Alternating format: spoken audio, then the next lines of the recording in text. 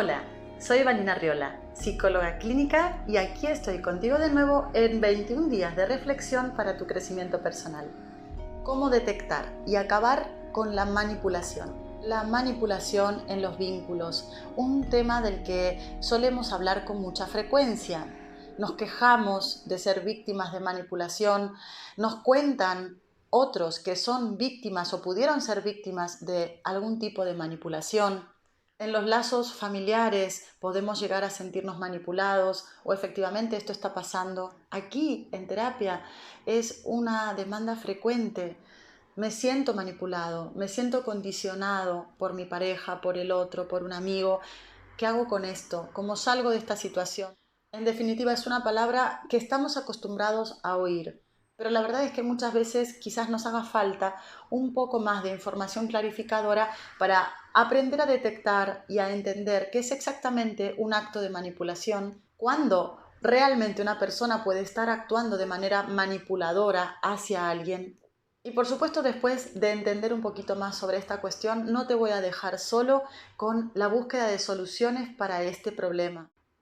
Intentaremos meternos con algún tipo de abordaje práctico que te sirva para salir de estas circunstancias, que te sirva para dejar de ser víctima de manipulación en cualquier vínculo que poseas. Manipular es un comportamiento que busca como objetivo, de algún modo, un intento de control, un intento de dominio sobre la vida de otro. Es un intento disfrazado, tácito, solapado, un intento de obtener ciertos resultados condicionantes en cuanto al comportamiento y la vida del otro, porque el manipulador persigue un objetivo encubierto, que es el intento del dominio de la vida y las emociones del otro. Dominio porque evidentemente el manipulador quiere que el otro haga ciertas cosas, actúe de cierta manera, todo esto para su propio interés y beneficio. El acto de manipulación se convierte entonces en una estrategia, un acto de condicionamiento de las emociones, los actos, los derechos, el comportamiento del otro. De manera encubierta y solapada, el manipulador se encarga de inocular ciertos sentimientos, ciertas emociones que generalmente son negativas, con tal de obtener cierto beneficio, ciertos actos en la vida del otro para sí mismo. Por ejemplo, una forma de manipular es cuando alguien intenta inocular sentimientos de culpabilidad. Si el manipulador consigue inocularle culpa, entonces la víctima se fragiliza, porque no nos olvidemos que este tipo de conductas, la manipulación, tiene que ver con un tipo de violencia.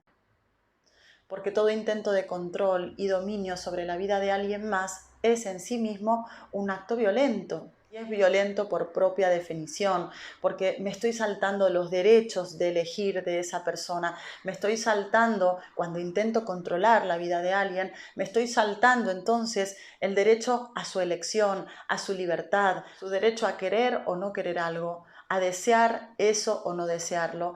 Y cuando intento entonces dominar las decisiones y la vida de alguien, me salto todos esos derechos, estoy violentando al otro. Si el manipulador le hace sentir que todo lo hace mal, le hace sentir que la culpa de todo la tiene esa otra persona, esa víctima, cuando no es real. Si todo el tiempo le estoy diciendo a alguien, no vales para nada, todo lo haces mal, eres mala o eres malo, me haces sentir mal, esto que me pasa es por tu culpa, entonces en algún momento, a base de repetición, de constante repetición, la víctima acaba por creer que esto es así y acaba por reproducir ese sentimiento de culpa que en realidad ha sido inoculado. Otro ejemplo de manipulación es cuando el manipulador intenta que el otro ejecute ciertos actos que en realidad son del interés del manipulador. Esta persona que ejecuta la manipulación se encarga de trasladar mensajes que van en función de eso que quiere conseguir. Deja a tus amigas, no quedes, no vayas a ver a tu familia, ¿por qué no te quedas aquí? El manipulador intenta controlar la vida, las relaciones, los vínculos que esa persona tiene, o bien que vaya abandonando cuestiones de su área personal, sus gustos, sus hobbies, sus espacios personales que le representan placer y donde está expresando libremente su personalidad y sus deseos. ¿Por qué vas a ver a tus amigos? Quédate conmigo, no vayas tanto a ver a tu familia. El manipulador está intentando manipular, en definitiva, las decisiones que va tomando libremente esa otra persona. Cuando esta manipulación se repite como patrones, se instala dentro de los vínculos, acaba por generar daño. Hablamos de daño psicológico. Esto es un tipo de violencia psicológica. La manipulación, el chantaje emocional, que podría ser un sinónimo, estaría dentro de la lista de diferentes comportamientos que integran lo que llamamos violencia psicológica. La víctima, que está siendo sometida una y otra vez a esa intromisión de sus derechos, a ese intrusismo, a ese comportamiento de intento de control y de control efectivamente, acaba por mermar sus capacidades. La autoestima es el primer daño que se observa con claridad, hasta quedar prácticamente en nada en ocasiones. El manipulador, lamentablemente, ha ido empequeñeciendo poco a poco a su víctima, que al fin y al cabo acaban por anular la personalidad. Si me hago con el control de tu vida, te voy haciendo cada vez más frágil, más dependiente de mí, más vulnerable, más pequeño, y si te hago pequeño, aprieto luego la mano y te puedo guardar en mi bolsillo. Es decir, que estoy hablando de dominar tu vida por completo. Este es un tema delicado, es un tema muy penoso y es un tema que nos ocupa a nivel social porque existe, nos rodea. La violencia psicológica está por todas partes. Los seres humanos lidiamos con el elemento de violencia. Los seres humanos naturalmente tienen un componente, por así decir, más oscuro, un componente que, por ejemplo, Freud llamó tánatos. Freud se encargó de explicar esta dualidad humana y de hablar de Eros y de Tánatos. Se refirió a Eros para explicar ese componente de la personalidad que tiene que ver con lo constructivo, con lo saludable, con el impulso de vida, con lo que se llama en psicoanálisis pulsión de vida. Y por otro lado se refirió a Tánatos para explicar esa otra pulsión contraria que es la pulsión de muerte. Entendemos por pulsión de muerte todo aquello que tiene que ver con lo destructivo, con lo que es insano, con lo que me lleva a la destrucción y a lo negativo. Y tenemos que partir de la base de aceptar que estamos compuestos por esa dualidad, Eros y Tánatos. Esta parte oscura de Tánatos, esta es la parte en donde se asientan estos comportamientos de la ira, el odio, la rabia, la violencia, el impulso destructivo. Y por otro lado, la pulsión de vida alojaría este otro tipo de emociones, como el amor, la compasión, la empatía. El objetivo a alcanzar sería la capacidad de reducir a tánatos hasta la mínima expresión. Que tánatos ocupara un lugar tan pequeño que en realidad pudiera caber más espacio para todo lo que es pulsión de vida. Otra cuestión es que, por supuesto, la violencia posee distintos niveles y distintos grados de expresión. Sinceramente, cuando en algún momento de la vida se nos ha escapado algún grito, alguna manifestación de rabia, pues mira, en ese momento esto es una expresión de violencia, acéptalo. Pero si hablamos de una persona dándole una golpiza a otra, entonces aquí estamos hablando de una expresión elevada, muy elevada en comparación con el ejemplo anterior, de violencia. Si te has podido ver identificado con este tipo de comportamientos, mira, es tiempo de hacerlo consciente y enfrentarte a él. Busca ayuda, estás ejecutando unos comportamientos que son autodestructivos para ti mismo, porque la violencia nunca deja un buen saldo a nivel personal y que también son severamente dañinos para las personas que te rodean. ¿Y por qué la violencia la voy a ejercer ahí? Bueno, pues por una simple razón, porque puedo. ¿Y por qué puedo? Bueno, pues porque con esa persona puedo volcar todo ese malestar, ya que me demuestra que tiene un amor incondicional. Por ejemplo, si mi pareja me hace sentir muy amado o muy amada, si me demuestra que me quiere de verdad, entonces probablemente yo me pueda dar el lujo de vomitar toda esta porquería ahí, porque puedo. Porque total me quiere. ¿Por qué se vuelca generalmente la violencia psicológica? con los hijos, los padres hacia los hijos, porque puedo, porque ese chiquito que es mi hijo depende por entero de mí. No podrá decir, bueno mamá, bueno papá, estoy muy cansado de esta violencia psicológica, así que haré las maletas y me iré de casa. No puede, depende por entero de ese progenitor. Así que, aunque esta sea una realidad muy dura de aceptar, ¿sí? Esa violencia psicológica se ejerce con los hijos, con la pareja o con los padres, si me lo permiten, porque puedo. Si por el contrario te ves identificada o identificado, pero en el lugar de la víctima, entonces también es muy importante que aprendas a detectar cuando estás frente a una situación de manipulación y que también aprendas a qué hacer con esto, que aprendas a protegerte, a cuidarte.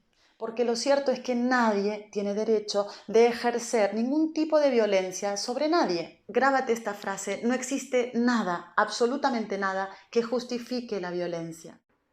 Si actuamos mal con alguien, tenemos que reparar esta circunstancia. En primer lugar, reconocer, pedir perdón, aunque con esto solo no es suficiente. Tendré que entender qué me está llevando a esa circunstancia para poder evitarlo en el futuro. Tendré que sanar estas cuestiones de ira que tengo en mi interior que me llevan a volcar esa violencia con el otro. El segundo paso probablemente como consejo te diría que es enfréntate a tu interior y ve y descubre qué te sucede. Y veamos entonces cómo actuamos frente a estas circunstancias. Yo siempre digo que un chantaje emocional, que una manipulación acabará por ser efectiva si yo acojo esa manipulación o ese chantaje previamente. Imagínate que el chantaje emocional o el comportamiento de manipulación es algo así como un balón que de repente el manipulador coge y ¡pum!, te lanza. A ti te están lanzando el balón, esa porquería en forma de chantaje, buscando condicionarte, hacerte sentir culpable, hacerte sentir triste, robarte la paz, hacerte creer que no vales para nada, desvalorizarte o intentar controlar tu vida. Y entonces tú podrás, ¡pac!, acoger el balón y quedártelo o bien devolverlo. Ejemplos prácticos. Alguien te está acusando, reprochando, diciéndote cosas que realmente son injustas, no son correctas, están distorsionadas de la realidad y que persiguen el objetivo de hacerte sentir mal. Y en cambio, tú, por ejemplo, lo que haces es, no, pero yo no he hecho eso, yo no he dicho esto, yo no soy como tú me estás queriendo hacer sentir o como me estás acusando. En realidad lo que hice fue porque ese día lo que sucedió es que... Y de repente te ves embuido o embuida en un mar de explicaciones y justificaciones, autojustificando tu comportamiento y haciendo que el otro entienda que esto no es así, tratando de que el otro te crea, te escuche o entienda que no hiciste eso, que eso no es real, defendiéndote como puedes con un montón de argumentos que te desgastan y te desvitalizan. ¿Qué ha pasado en esa circunstancia? Lo que ha pasado es que te han lanzado el balón del chantaje emocional, del intento de manipulación, el balón, y tú lo has cogido. Te has enganchado con las acusaciones, te has enganchado con ese tipo de reproches injustos o con ese tipo de comentarios que te quieren hacer sentir culpable, te has enganchado, te has puesto a defenderte y estás dentro, ya estás dentro. El manipulador ha conseguido lo que quería conseguir. El manipulador te ha robado tu paz y por lo tanto el daño ya, siento decirte, está en marcha. Entonces, ¿cuál sería la salida para esto? Devuelve el balón. Devolver el balón sería equivalente a no permitir engancharme con todo ese mar de comentarios injustos, distorsionados de la realidad que el otro me suelta con el fin de manipularme. Por ejemplo, disculpa, pero esta es tu percepción de las cosas. Yo no soy esto de lo que me estás acusando. No me interesa esta conversación. Otro ejemplo. Disculpa, pero esto que dices es incorrecto. No es justo. Lo siento, pero no me interesa hablar de esto contigo. Otro ejemplo. Disculpa, pero no voy a entrar a explicarte cuestiones que no debo explicar. Esto que estás intentando conseguir en mí no va a ocurrir. Lo siento, pero sé quién soy, sé lo que hice y estoy muy bien con mi conciencia. Por lo tanto, no voy a entrar en este tipo de comunicación.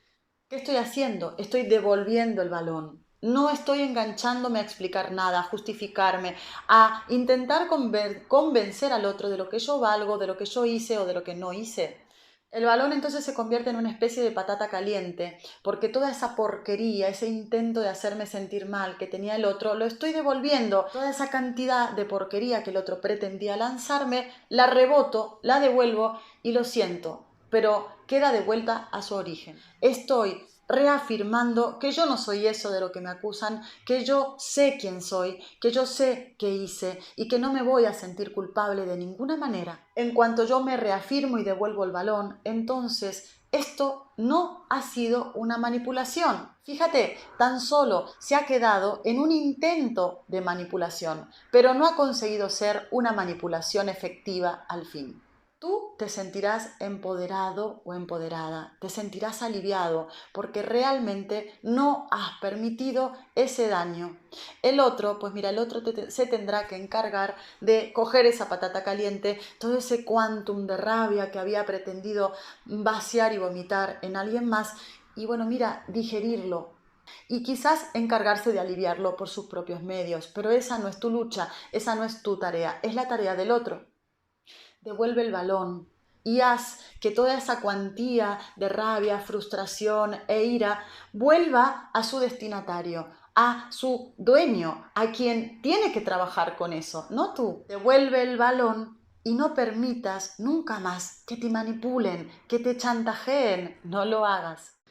Como siempre comento con mis pacientes, esta frase la uso y la gasto. En realidad siempre digo que la tengo que hasta patentar. Digo siempre, para poner límites no hace falta ni despeinarnos, no hace falta ni que se nos corra el maquillaje. Es decir, que poner límites no debería suponer ningún tipo de esfuerzo, es un comportamiento natural, tengo las cosas claras y simplemente sé dónde estoy parado o parada y no permito el daño. Creo que hemos tocado temas sensibles, delicados, difíciles, pero mira, creo que hay que tocarlos. Creo que la toma de conciencia siempre es liberadora. Para finalizar, te diría una frase que me gusta mucho, creo que es una frase budista, que dice: el dolor es inevitable, pero el sufrimiento sí que es opcional. Esta frase nos deja bien claro que nadie en esta vida, ni yo, ni tú, ni nadie, estamos exentos de padecer algún tipo de dolor. Estamos exentos de salir a la calle, cruzarnos con algún tonto, algún loco y que nos haga algún tipo de daño. No estamos exentos de eso. Esto forma parte de la vida, así que el dolor es inevitable. Pero dice la frase, el sufrimiento es opcional. Así que en este punto entiende que si estás sufriendo es porque tú lo permites. Que si ponemos límite y no permitimos en consecuencia el daño, por lo tanto no existirá el sufrimiento. Bueno, estamos llegando al final de este vídeo, espero que haya sido de tu interés, espero que te haya servido para aprender a detectar, para aprender a enfrentarte a este tipo de comportamientos, que lo compartas con quien necesite ayuda de este tipo y por supuesto, si el vídeo te ha gustado y te ha servido, te invito de nuevo, como siempre, a suscribirte a mi canal y me despido de ti con un fuerte abrazo.